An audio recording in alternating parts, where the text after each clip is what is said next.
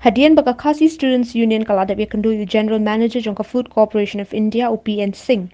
Man panjing pynshai halor ka jing yok kem jongki pulit Assam yu khaw rashan badi bhah jongka jylla Meghalaya kumba Shillong byrni na kalyang jong manager ula kentai ba umdan jing tip halor kani.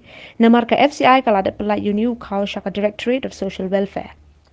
Habakran kilap tai kubor Menteri Ketanak Social Welfare ubak kyrmen shylla ula pynshai baka jingra yu khaw na FCI shikiwi pat ki jaka kalong ke ka bajule baro shikata ban pinbiang ni kiwi pat ki vitamin kum ka carbohydrate fats pat protein ki bala bante ya ka bor me jong ki kena Menteri ula ong bana kalyang jong don jing tep hakanu ka rukom la ra yunu khaw shikiti ki jaka bana kalyang jong udang wa jing tep bakum nu khaw poi sha Assam.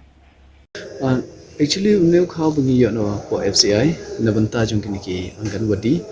Actually, ba udeu khaw bahap le ya kini ka fortification. The banle fortification kini ki supplier ki don kam on shim khaw no po FCI then take it for fortification. The hagata process kumno ki yara munchwa de take ki shim yo khaw no po Meghalaya ra shudut Gurgaon Delhi no market don ka factory jong ki hante. And from then they bring it back to Meghalaya. Namarki ni ki khna jongi ki don kam yo new khaw lene udal bala dep fortified. The in this process kini ki le ya ki ra yo new khaw from Meghalaya to outside. But ke ek reason bagi hangnu ki stop kumnu ko process ekata ka dega duty jong ki banda. The concern len jongi ka department is that ba ni ke ek amount ba ai no po jong ka FCI. That same amount ni don't come and yok yang. So for that nalian jungi ni receive on time, at the same time ni receive ya tau ke quantity and quality ke biang.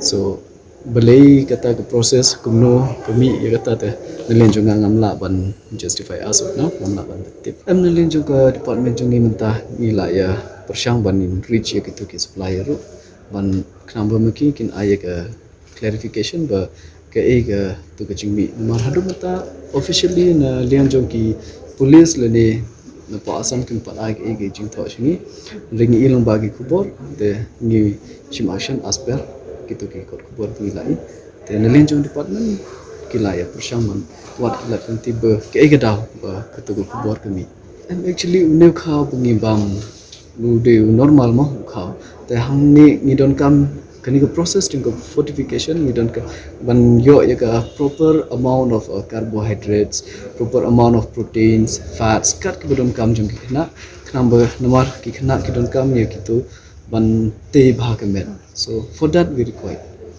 ki don kani ka committee wikila what we call it online tendering. So they bid a tender.